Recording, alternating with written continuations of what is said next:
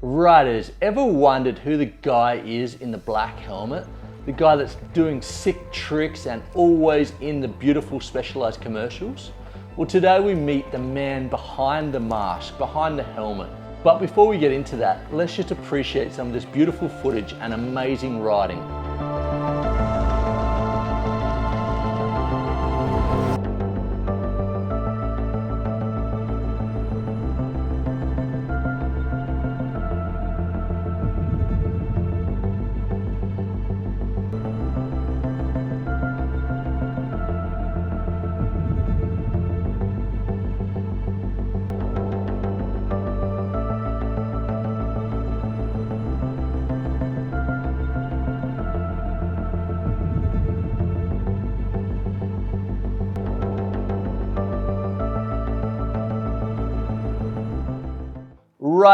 Riders, welcome back to Sam's Bikes, where you know we only talk e-bikes. And today, it's e-talk with Marshall Mullen, a professional stunt rider for Specialized.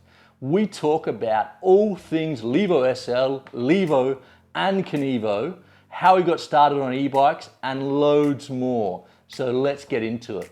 Riders, before we start the e-chat, I've got some exciting news. Ride Concepts are the official sponsor of this episode. If you're a fan of the channel, you will know the last couple of months I've been riding Ride Concept shoes.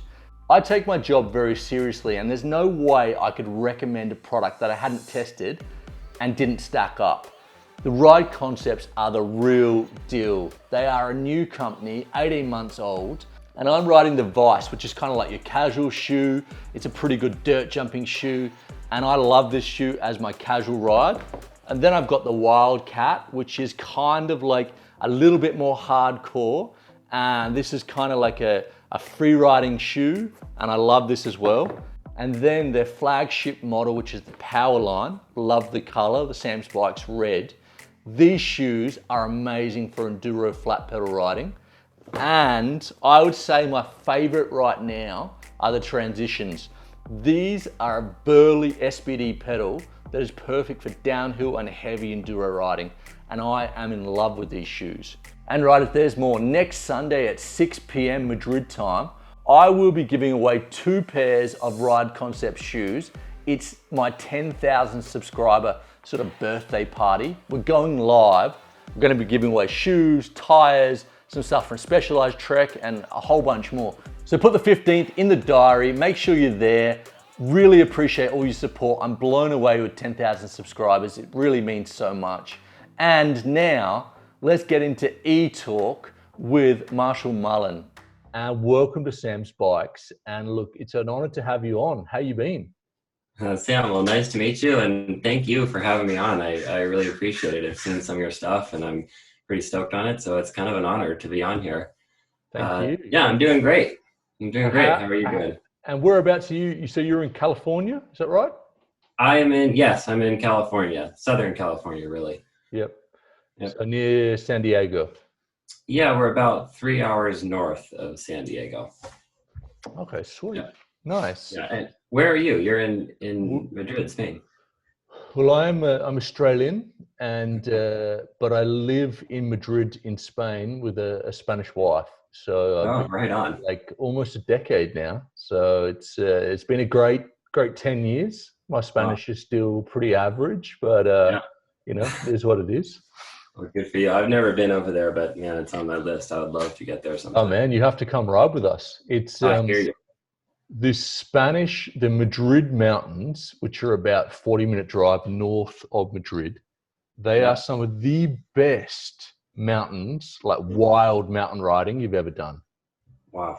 Well, maybe that's our next video. We haven't even started this one, and we got our next one planned. I'll come out there. Yeah, definitely do it. Look, come, I'll show you around. Right You need to bring a few bikes, though. You know, Okay. I need to be on the same bike as you.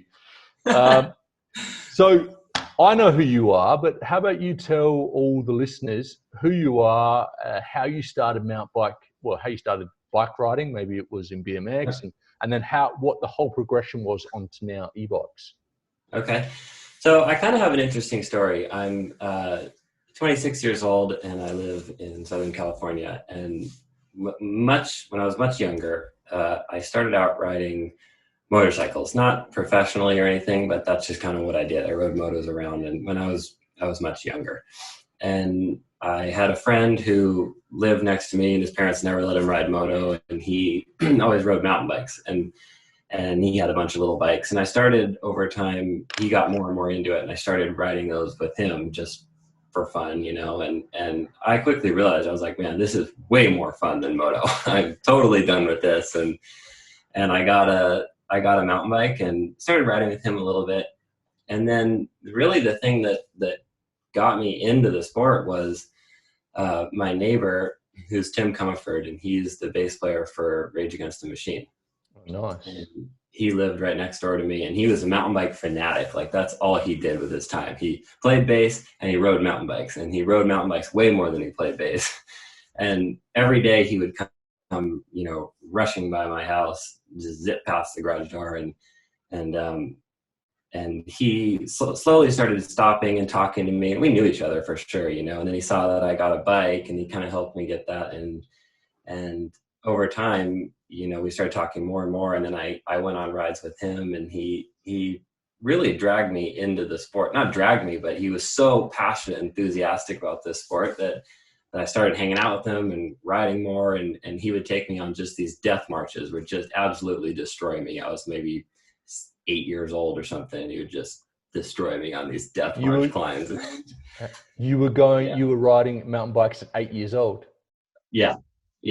And then, you know, once I got a little bit older, he would take me further and further, and it was pretty gnarly. You know, he would just destroy me, but it was good.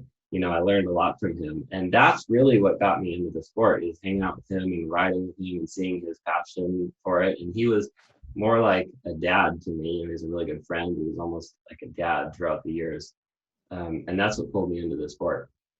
So I started riding a lot more, and then it's kind of a long story, but the short version of it is, in the beginning, I was really into dirt jumps, and that's all I wanted to do, was build jumps and ride jumps. And I had a hardtail dirt jumper, and anyway, so I started building. I'm fortunate enough to have a little bit of property, my parents' property, and started building some jumps, and that's really what I was doing. It's just building these jumps, and the jumps over the years kind of expanded into something that was a lot bigger. You know, they kind of became known just from the internet around the world. And then this Decline magazine at the time did a little article on the jumps at my house, and to do this article, they brought out a bunch of pros. They brought out Mike Montgomery and Kyle Strait and Tyler McCall.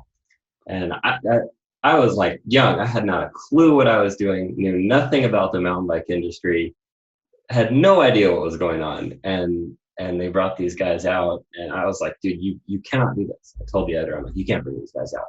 He's like, no, we're doing it. And later that day, Tim came over when the shoot was happening with John McEnroe and I think Kyle Strait brought Sean Palmer. So it was crazy. We had Tyler McCall. Sean Palmer. Yeah, it was crazy. He was, for me, my total idol. Oh, Sean Palmer, what a champ. Right, totally. So it was insane. You know, I'm this young kid who just built these jumps. I had not a clue what I built in my yard. I didn't realize how good it was. And I had this editor doing this big article for Decline, and I had Kyle Strait and Tyler McCall and Mike Montgomery and Sean Palmer. That's and amazing. Tim, who I liked, and he brought John McEnroe, and all these like legends were just couldn't believe that they were meeting each other. Like, Tim met Sean Palmer, and he was like, "Oh my God, you're a god!" You know, he couldn't believe it. And then Sean met Tim, and he was like, "This is unbelievable." And I had not a clue what was going on. But anyways, we put out this little article in this magazine. It was a great day. Everyone had a lot of fun, and that's how I got to know these athletes, but most importantly, Mike Montgomery. He sort of took me under his wing, and we after this spent a lot of time together. He would come out on the weekends, and we would ride and you know, build jumps and ride together, and he became a really good friend. He later introduced me to someone at Specialized, and that's kind of how it all worked out and sort of snowballed for me. But so that is one of my next questions down the road, but now we're there. Tell me what your relationship with Specialized is, and I believe you're a stunt rider of something that I've read. Well, how does that work? Well, I kind of do a lot of things really, but so almost 9 years ago, I think now, Mike Montgomery introduced me to someone at Specialized, and so I've kind of been working with them for a while over the years. It started off, very low, just a little hookup deal, and I've sort of, I've been with them for years, and we did more in the mountain bike stuff, and then I was always riding jumps, and then I transitioned over into the trail biking when trail bikes were coming out and they were the big rage, and I kind of did that a lot, and then and I sort of was maybe 3 years ago, I was almost dying out of the sport. I was kind of over it, I was just like, man, I'm done with this. I kind of hit a wall, and I didn't really know what to do. And that's when e-bikes came out, and it gave me this whole new wave of energy, and especially with Specialized, because they were pushing these bikes very hard, and there's a lot of opportunity in the e-bike space right now, and I was super excited about it. I was so fired up on the whole thing. So that sort of has pushed me back into the industry, and I'm having a great time, and I'm like more excited about bikes right now with e-bikes than I ever have been ever about bikes. It's so fun. That's an amazing. I think a lot of people can resonate with that. For me, it's like I raced BMX as a kid, and then I went on to do some downhill riding, and then some mountain bike riding, and then some road bike riding, and then I did a full backflip and went back into BMX racing, and really got hurt, and was really over everything. And then I got my e-bike, and I was just like, are you serious? Like, I can ride this much and have this much fun? And totally. It's changed. Like, I'm 40 and a half, and it's made me feel like a 10-year-old again, like so excited. Yeah. It's so cool. I could go off forever, but I have so many stories about that, of people who live next to me, and they like that, even older than you. So I have one guy I think he's 71 or something, and he, same thing, rode moto forever, and because of his age and injuries, he couldn't ride anymore. And then I got his son into e-bikes, and then we got him an e-bike. He rides every day now. He's climbing like 3,000 feet a day, and every day. It's amazing. I love it. It's amazing. I just made this T-shirt a couple of days ago called the E-Bike Revolution. See if it'll come up on the. Maybe it will. Maybe it will. Can you see that there? Oh yeah, there you go. That's it. I think we're going through a revolution right now, man. Oh, I love it. Completely. Yeah, it's so much bigger than people realize. All right, so let's make everyone jealous. What are your current bikes? Current bikes. So right now I have with an S. With an S. What? With an S. They're all Specialized. Yes. Well, I got a P-Slope. I've had that for a few years. Love that thing. I don't ride it too much anymore, but I've got one. And then I have a LEVO and the LEVO SL and a Kenevo. Yep. And everyone kind of knows the Kenevo. I've sort of changed that thing around a lot, and it's kind of my custom machine. Anyway, so mostly it's those three. So I feel that a lot of people, especially on my channel, really struggle with what e-bike is right for them. And in my opinion, the Kenevo is a bad looking bike. I mean, when you go into the bike shop and you see the Kenevo, you want it. But could you try and explain to me, like, who's the SL for, who's the LEVO for, and who's the Kenevo for? Yeah, exactly. And I actually think it's a very it's an interesting question, because a lot of people have this question. I get this message all the time on Instagram. I've kind of attempted to make videos about that, and it seems like it's a challenge for people. But really, it's pretty simple. So there's three bikes. You have your LEVO SL, you have your LEVO, and then you have your Kenevo. So let's start with the LEVO. The LEVO's right in the middle. it shares the same motor and battery as the Kenevo. So the Kenevo and LEVO both have the same power systems. So I think the LEVO it's really in the middle, and if you had to have one sort of do-it-all e-bike, that's going to be the one, because it has the most power and longest battery life. It's going to cater to the widest range of people. Mm-hmm. Now, it has sort of a medium trail bike style geometry, which is great. So that's same thing. It's kind of catering to everything. That bike's completely capable of anything you want. You can go ride road on that thing. You can go ride single track. You can even get aggressive on it. I've done a video out in Utah where, we're getting on steep terrain on that thing, and it does totally fine. So that's the LEVO. It's really right down the center, big motor, big power, and really the big power helps bring it to a wide range of people, because for that example we were just talking about, how I got my friend hooked on it, and he got his 70-year-old dad hooked on it, and now he's going and riding every day.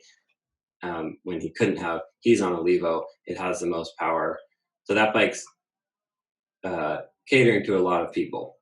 Trail bike geometry, a lot of power. And then you have your Kenevo on the other hand, which is same power system, but it's a little more aggressive geometry. So that one is, I'd say, a little more of a niche market. It's totally capable of climbing everything that the LEVO is. It literally is lacking nothing in climbing. It's just a little bit longer and more aggressive geometry. So I think that's where people are getting confused about the bike, is how drastic the geometry difference is compared to the LEVO. It's more aggressive, it's longer, it's harder to get around tight turns. But when you go down a really fast, aggressive trail, it handles very well. So it's really catering to the aggressive terrain, not your everyday trail. I spent a day on the new Kenevo in Adelaide about 4 months ago, and I was riding with a pretty fast group of guys, and I am from Adelaide, but I don't know the trails there, so I've got a YouTube channel. I've got to turn it up a little bit with the speed, and I was following these guys down trails I didn't know. And I was probably going faster than I should have been going. And the Kenevo ate it up, man. The Kenevo I should have fallen off like 2 or 3 times, but it just held everything. It was amazing. No, you're absolutely right. When you go down a fast, aggressive, rough trail on that thing, man, it is unbelievable how well that thing handles. Just didn't bark, didn't throw me or anything. No. I really not at all. So, and what about so we've done that. Now, Oh, hold on, we didn't talk about the SL. Hang on, that's where we're going next. I reached out to Marshall a couple of weeks ago because I am riding the SL at the moment. I'm about 500 kilometers in, and you've had the SL for how long now? I got it right when it launched, or I think about a week before, maybe. So since I think it was January that it launched. Yeah, it would have been January. Yep. Yeah. And how many Ks would you put on that? Roughly. Or miles? I have no idea. It's which bike I ride, and we can get into this more later, but which bike I ride depends so much on what I'm going to be filming next. Yep. If I'm filming something on the LEVO, I go off on that one. And so I have no idea. I've put enough time on the SL for sure. I've put a lot. I don't know exactly though. Yeah, no, totally. Do you love it or do you hate the SL? I love it so much. Me too. When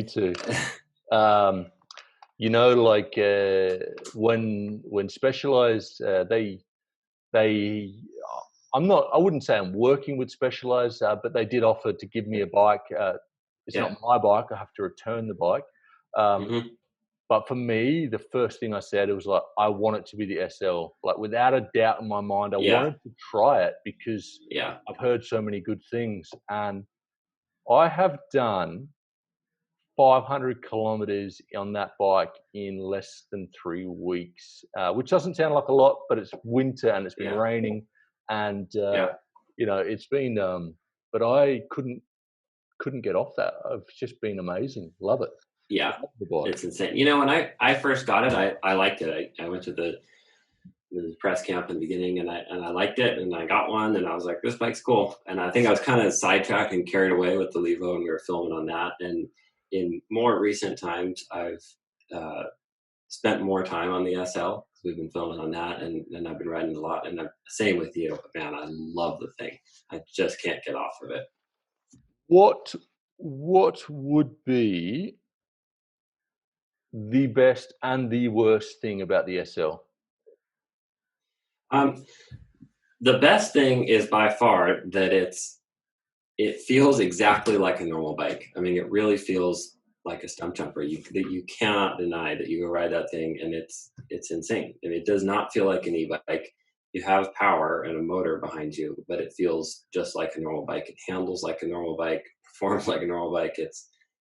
That's amazing, and I think that's why a lot of riders like that bike, is because it feels just like their normal mountain bike and not a heavy, sluggish e-bike. So that's the best thing. The worst is I don't really think there is a worst. Maybe the only downside is that it has a lack of power, but at the same time, that's not really a downside. I kind of like that sometimes because it gives a more natural feel. The way the SL motor feels is more like the feeling you get from a normal bike, as opposed to the other e-bikes. They have a feel that's, you really feel the power. I mean, you can feel it. You got a motor behind you. The SL I feels different. like a lot of what we do on online and on Instagram and Facebook is really trying to explain those things. And I just think it's someone has, if you're thinking about the SL, you just got to go and ride one. But It's I true. think exactly Totally the true. same as what you're saying. Like, it's something about the way it pedals that Yeah. it gives you, like, when you hit the limiter on a full fat on a Levo normally, Yeah. you hit the Yeah. limiter on the Levo, and then you really can feel that Yeah. decoupling, Yeah. and feel the weight. But on the Yeah. SL, I It's no. can't I can't feel Yeah. it decouple. I can't feel Totally. anything, man. Like, it's Yeah. basically, it feels, yeah, it feels like it has no weight behind it, but you have an Yeah. existence. Yeah. So for me, it's one of the best motors. But yeah, you need to be a fitter rider, Yeah. definitely. Well, and here's another thing about that motor is, um, well, first off, it's different than the motor that's on the Levo and Kevo. It has gears. The one on the Levo and Kevo has a belt. There's been some issues with that have since been corrected, but it has gears, so that's also giving you a different feel, and it has a little bit less power. So it's like you said, you have to be a little bit more fit to ride the SL. Hmm. Um, and it's a different delivery and power. If you ride the standard Levo or Kevo, it's almost like a diesel engine. Really, it can kind of motor you through anything. You're going up a climb, you can lug the bike in a high gear, and it like pretty much will get you up the hill. And the SL doesn't have that. You have to spin a lot faster with the SL motor than you do with the standard motor. I've been telling people forever, like, spin faster, spin faster, spin faster. You have to do that to get the best performance out of your motor. And that's definitely true with the motor on the Levo and Kevo, but it's even more so true with the motor on the SL. You can't get the motor to just lug you up the hill. You just can't. But if What you drop into a lower gear, now you're accessing the power more. And what sort that's of how it is on a normal bike. what sort of cadence do you think we should be at with our e-bikes? Um, I don't think there's uh, some engineers may tell you there's a specific one. I don't think there is a specific one. I think you really should be in tune with your bike and motor and be able to change that cadence for each gear you're in. It's Hmm. The motor has a definite I guess, cadence that it wants to be in, where it's going to perform the best. But it changes on all kinds of different terrain and the steepness of the hill, and if the dirt's loose or tacky, or what gear you're in. It changes all the time. So you should be shifting a lot to get that motor to be in the perfect cadence for the type of terrain and steepness of the hill you're on. And that comes just with time and paying attention to what's happening, and you really can feel the difference in power as your pedaling speed changes. So I think that's the most important thing with the SL. It's important with all the bikes, but really with the SL is your cadence is so important to get the best performance out of that motor. So once you kind of figure that out and you're spinning at the right cadence all the time, the thing's unbelievable. You can get plenty of power out of it. I agree. It's taken me, I'm 500 Ks in. It's a very interesting bike, and I would have to say right now it's my favorite e-bike I've tried. But it's not for everyone. It's not. Yeah. You look like a pretty reasonably fit young guy.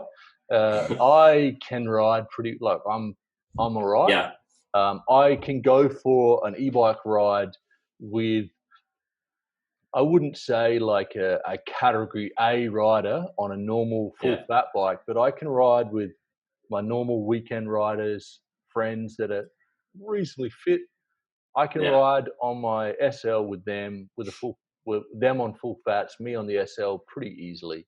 It's you need to be able to push though. It's not for someone that is, a little bit overweight. It's not for someone that is, not that fit. Definitely a full fat is going to be better. Yeah. Another thing with the SL is I find this pretty cool. And I agree with what you're saying right there. If I were to go out and ride the SL and follow a bunch of people on normal e-bikes with, kind of a lot more power, for example, the LEVO, and if they're fit and know what they're doing, you're really going to have kind of a tough time keeping up with them. It's hard. Yeah. But on the flip side, and I've done this, you can take the SL and literally turn it off, and go ride with people on a normal bike, and you're fine. I've done that with people who knew what they were doing on the normal bikes, and I wasn't really lacking anything. It's kind of like a heavy enduro bike. So to me, that's pretty cool. If you're someone who wants to make the change to an e-bike, but you still have a bunch of friends who are on normal bikes, the SL works. You literally can turn the thing off and go ride with them, and then turn it on and go for your own e-bike ride. Yeah. So that's a pretty cool thing. I kind of see when I was looking at the SL, I kind of see it for a couple of different people, but one would definitely be the sort of like 30 plus sort of guy that doesn't want to go full e-bike. Yeah. Still wants to go riding with his mates on the weekend that are still riding enduro bikes, but with a little bit of a help. And not lose that natural feeling.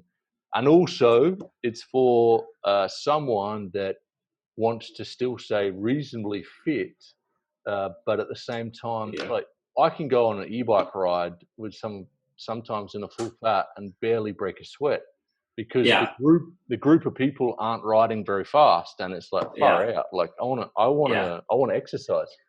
So they definitely not for everyone, but interesting. Sorry. Go on. No, I was just gonna. I'm kind of agreeing with you, but I think that the SL really caters to sort of a hardcore mountain biker who doesn't really want to make the switch yet to e-bikes because they don't like how it's big and sluggish. It's not really, but if you feel that way, it really is bridging the gap. I call the SL the halfway e-bike. So if you're the mountain biker who doesn't want to ride e-bikes yet, but you kind of do, that's who the SL's for. Halfway e-bike. Or the gateway. Yes, exactly. I wanted to ask you, when you made the switch from normal bikes, analog bikes to e-bikes, how did you find that, and how long did it take you to adapt to the weight? And did you have a point where you just didn't think it was going to work? It's an interesting story. Okay, story time here. So the way I got into e-bikes was, like I was saying, I was into mountain bikes, rode them, almost didn't even know about e-bikes. This was 4 years ago or 5, something like that. And I was kind of hitting that wall. I was just fried. I was riding every single day and getting burnt out on it, and my buddy Tim, Rage Against the Machine guy, he was at the time on tour, I think over in London. And I was riding down the fire road by myself and burn out, and I get a call from him. He never calls me when he's on tour, and I got a call from him, and I answered the phone. I'm like, dude, what's going on? And he goes, dude, I got it. And I'm thinking, what the hell? I haven't talked to you in like a month, you're in, how's your trip, And he's like, I got it. We have to get e-bikes. And I'm like, what, Tim, what are you talking about? I'm like, all right, whatever. I said, how's your trip going? He goes, dude, I'm coming home in 2 weeks. We're getting e-bikes. And I'm like, all right, fine. Whatever. I did not pay attention to him. I'm like, forget that, whatever. Went on my ride, went home. But sure enough, he came home 2 weeks later. We got 2 e-bikes from Specialized. And I left my garage. I'm like, dude, I'm fuck these things. I'm not opening these until you come back, And anyways, he came over and we opened them up and I literally rode 15 feet in the driveway. And I knew, I was like, this is it. This is game over. This is the only thing we're going to ride now. And we ended up going on a ride that day and we put it in high and we went on this long, I think climbed like 3,000 feet or something ridiculous. And it was so much fun. And that was it. I mean, I think after that point, we said to each other, like, okay, we can only ride these things when we're riding together. Now, I rode my normal bike, I think twice the rest of that year. And that was it. Yeah, and it was just like, the bike just seemed so capable to me. I never had a time where I was like, here's the downfall of this bike, or, that I can't do this on it. I never had that. I was just like, it was bigger tires, bigger brakes, bigger frames. I was like, this is unbelievable. It was just game on from that point. And now they're so advanced. I know, like from watching your videos, you're a big jumper and you like to throw the bike around, and you don't look like a big guy. How tall are you? I'm 5'10". 5'10", about just under. Yep. Yeah. So for me, I think like for me, the first like 2 months, I thought I'd made a massive mistake. I sold my enduro bike. And I was like, no, I'm fully in. I ordered I got my first bike was a YT Decoy. I'm fully in, fully committed. And then I bought it and I started jumping things and just completely over jumping things and landing on the flat. Yeah. And I'm 40, man, like it started to really hurt. And every time I go riding, my body was thrashed, like my lower back, my arm. And I ended up just getting like bigger, like stronger. Because you're trying to move that bike around. But now I don't feel limited whatsoever. Like these things they're amazing. Yeah. Well, and also for me, there was definitely what you're saying about moving the bike around, but there was also a learning curve for these things. When we went out on our first ride, I was fit at that time. I had been riding a lot. I was sort of peaking as far as bike fitness goes. And we took these things out and I think we went on maybe an hour and a half ride or something. And when we came back the next day, I was so sore, unbelievable. And Tim was too, both of us. It was like, whoa, it's a completely different, you're riding it in a different way, because it goes back to what I was saying. You're spinning faster, and riding an e-bike.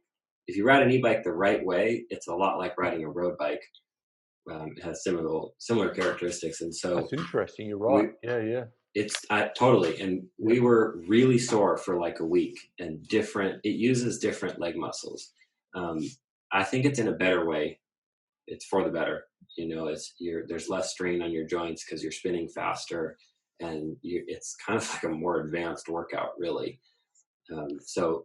I was definitely sore, and there was a learning curve for this. It's funny that because I've been on the LEVO SL now for a month. And I've been doing a YT 29er long-term review. So I did 1,500 or 1,300 Ks on that bike, but then I haven't ridden that bike for like a month. Yeah. And I had to go and film the last part. Yeah. And I spent a week on it last week filming. And every day, man, I came home, I was like, oh, my shoulder. Totally. It's 5 kilos more. It's like yeah, 6 kilos more, you think it's not that much, but if Yeah. you're trying to throw them around like they're nothing, Yeah. it It's kills a you. big difference. Yeah. All right, so I think we kind of answered that, but who is the SL for? Just one line. Um, the SL is for a hardcore mountain biker who sort of wants to make the switch to an e-bike, but is not fully committed. And he can get on this sort of halfway e-bike and get the benefits of an e-bike, but he still is on a bike that feels exactly like his normal bike. So it's sort of a halfway step to an e-bike. I do watch your channel and your Instagram, and I know your bikes are heavily tuned. If you had to choose one thing that you would change, like one part that you would change on the SL, what would it be? Without question, I would put a Float X2 shock on the back. My man, that's what size is that again? Because I'm going to order one tonight. It's 210 by 55. So the bike comes with a 210 by 52.5. You can't just get that straight from Fox. It's kind of a custom thing. I recommend not getting that one. There's nothing wrong with that shock. But if you put a 210 by 55, it's a slightly longer stroke. You're getting a little bit more travel out of it. You won't ruin anything. There's no scraping. There's no rubbing. Nothing. It's totally fine. And what suspension? What are you running? 160 at the front? I'm running 160 in the front, and I've been doing that on even the LEVO for a long time now. I've put a slightly longer stroke shock in the back, and I bumped the travel up to 160 in the front. We're doing that for a while. That's now how the bikes come from Specialized. They all have a 160 fork. Yeah. And the new SL. Not the new SL. The SL comes with 150, 150. I'm pretty sure. Mine's 150, I think. I'm pretty sure it's 150. I could be wrong. Yeah, I'm not positive, but I know the LEVO at least comes with. The new LEVO definitely is 160 up front. Yeah. Yeah. Now, if you, and maybe you do, have connections with the designers and the engineers at Specialized, if you were making the Mark II LEVO SL, is there any changes that you would make? That's a really tough question. The changes wouldn't be super big right now. The only thing I could potentially see is sort of like a LEVO SL Evo type thing where you have a little bit more of a slack head angle. That's kind of it. That's all I would for right now like to see. The only thing, go on. Did you find like at the moment I'm riding quite a lot of bikes, and you know the SL is very much a trail bike, 150, 150, 66 degree head angle. I found that bike a monster truck. Like it really like through like sort of Chundry rocks. Yeah. I could like ride it really, really fast and push it really hard. Much more than I've been riding the YT Decoy 29er, and man, that was a trail bike. But the SL for me was a much more confident bike.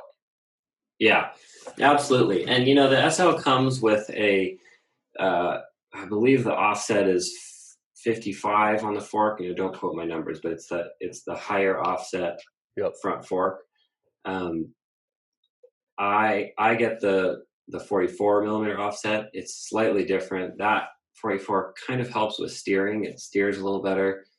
Specialized did the longer offset to make the wheelbase a little longer. And that sort of balances the bike better. So it's kind of a trade-off. So, you know, my thinking in making it a little bit more slack is you're kind of getting a longer wheelbase, but then you do the shorter offset. So I guess I kind of said that backwards, but you get the point. You have the better steering with the shorter offset, and then you have it a little bit longer with the slacker head angle.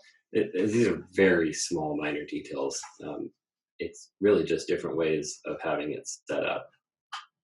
I don't think I'd change much on there. Yeah, I really wouldn't change anything. I mean, it's pretty Maybe perfect. maybe the standover height.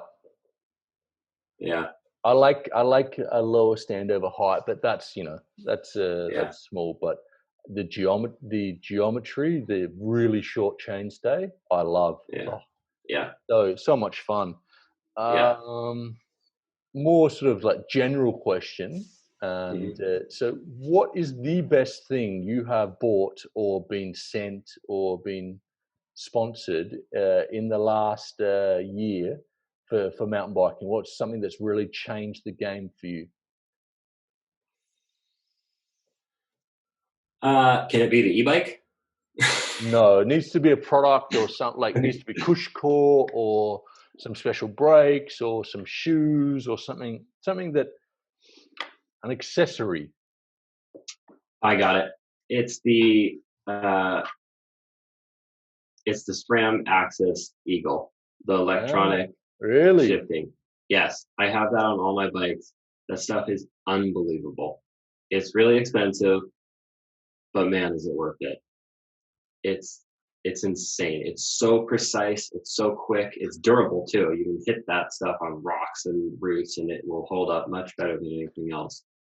That's by What's the far the best thing. battery range on that? So do you have to charge your bike every day? No, you don't. I don't know what the range is, but it's long. I've never Okay. I've never ran into a problem, So and I is have a it, couple batteries. It's but fine. it's not, so the Shimano Di2 was connected into the battery. So this is not connected to the battery. It has its standalone No, battery. yeah, on the derailleur, there's a little, and they have a seat post too. But on the derailleur, there's a little battery that you clip in. Okay. I mean, it's small, it's tiny, So, but and it's like a watch, like you don't have to charge it very often. well, the shifter's like that. The shifter has essentially a watch battery in it, and so Yeah. you're never changing that thing. And then the derailleur has it's a little lithium battery that you need to plug into a charger, but you know, it's not very often. Oh, good. No, that's good to know Yeah, because that was one thing that I didn't. I was like, man, I've got to charge so many things now. I don't want to charge yeah. something else. Oh, that's good to No, know. it's worth it. Yeah, And you know that like 50% of people that are buying e-bikes right now are completely new to mountain biking altogether. yep. What would be some advice to them, general advice, and also sort of things that like something that you really can't live without of, if say it's like 200 euros or less, something to invest in for their safety or something just to invest in for their riding, to improve their riding. Well, that's a tough question. I think there's a couple things I'm thinking. There's a couple. And number one, for a new rider, and I've been saying this from the beginning, it's so important to pay attention to the bike and try and be in tune with your bike. And by that, I mean, goes back to cadence, be on the right cadence, become a better shifter. The shifting is harder on e-bikes because I feel like drivetrains aren't really caught up to the power yet. So pay attention to that and become a better, smoother, more precise shifter and listen to your motor and listen to your cadence and change your braking points. And all those things have slight changes over a normal bike. And so I think the best thing a new person can do is really pay attention to everything on their bike and all their inputs they're giving into the bike. You can change all that stuff, braking, shifting, pedaling. It's going to help you become a much better rider. I think that's one. The other thing I was going to say is um, suspension is always a huge factor in that. Just get good suspension. I mean, the top and of line s- S Works bikes, and set it what? up and get it set up properly. And get it set up right. It's worth it. Yeah, You yeah, buy an S Works bike off the shelf, it just has good suspension on it. It's got Fox factory. You're good. yeah. If you get a lower end one, they're good. It's worth the investment. I always recommend the Fox factory stuff to people, but you need good suspension. And those two things, in tune with your bike and suspension, it makes such a difference. Definitely. Yeah. And so I'm pretty sure the viewers and definitely myself interested. if you could pick one bike, most of us, not Yeah. superstars, have one bike, Yeah. which bike would it be out of the lineup, and why? It would be the LEVO because, yeah, I was tempted to say the SL, but yeah, it would be the LEVO yeah, because it goes back to what I said earlier. That bike can do it all. It can do everything. It's got the power. It's got it can handle any type of terrain. The only thing the SL is much lighter. Goes back to everything we were talking about. The motor's different, and that's great. That's all really good stuff. But if I had to choose one, I'd say the Levo. That's the best bike. yeah, yeah. For me, on the channel, I get a lot of people, so many people asking me now from the Levo to the SL.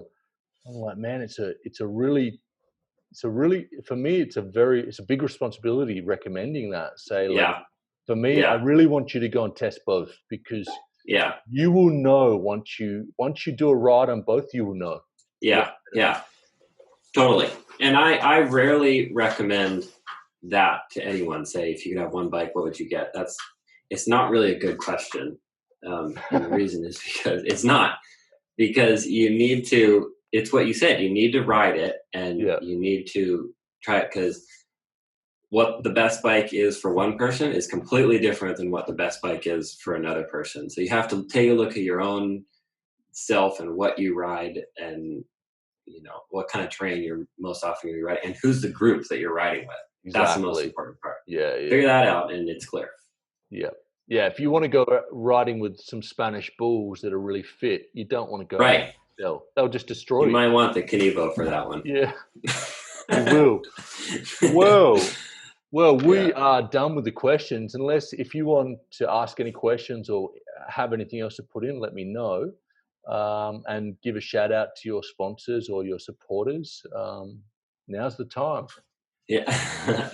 Well, no, thank you for having me on. I think that was a very productive conversation, and it was over a really good topic. So I think we did good. And of course, thank you to all my supporters, Specialized, Fox, and SRAM. You guys have been great. And yeah, I think you're doing the right thing with this, which is getting the word out and helping people sort of understand where the sport's at. It's so new, but people don't understand how big it's going to be and how many people are going to be on these bikes in the future. And I think there's a lot of lack of education on these bikes right now. And so what you're doing is very good, and I'm trying to do it too. It's just Thank you, man. get Thank the word you. out in the right way. Yeah. No, I think it's definitely important. from one side to the pond to the other. I think we're Yeah. doing a good job. And Yeah. I have one last question that I just thought about then. Okay. In 5 years, where are we Mm-hmm. going to be? Oh man.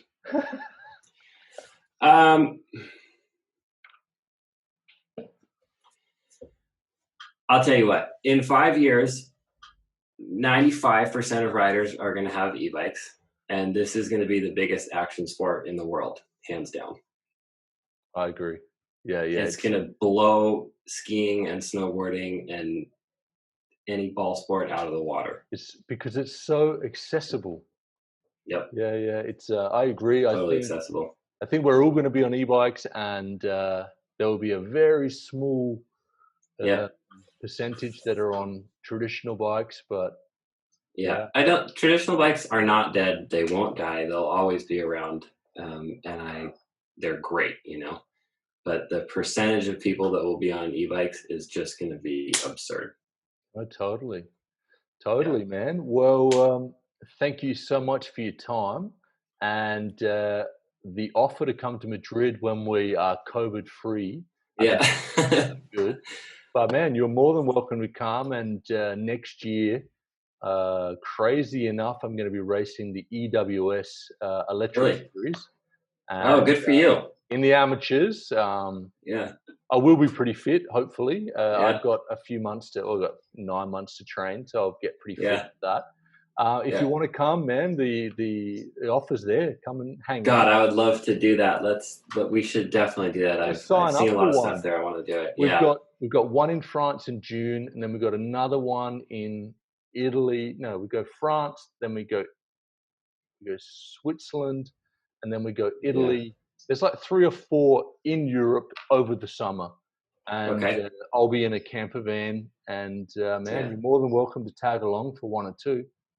Oh man, we should do that. I would love that. It'd be so much fun. Just let the old man win. Come on, that's what Yeah. all you have to do. Well, Sam, thank you so much for all you're doing. I think, like I said, this is important, and you're doing the right thing. So thanks for that. Thank you. And also, one last thing. So, how Yeah. do the riders find you? What's your handles? Best thing to do is Instagram for sure. It is my name. It's Marshall Mullen. And then I also have a YouTube, which is Marshall Mullen as well. And those are the 2 best ways. Okay. Perfect. Well, thank you so much, and enjoy your day riding. It looks like there's a nice sunny day out there. In Madrid, it's a good raining. day. And riders, if you enjoyed that, make sure you head over to Marshall's Instagram and YouTube page. Subscribe. It really means a lot to us. Also, subscribe to my channel. And Marshall, thank you so much for your time. Riders, stay safe out there, and I'll see you next week.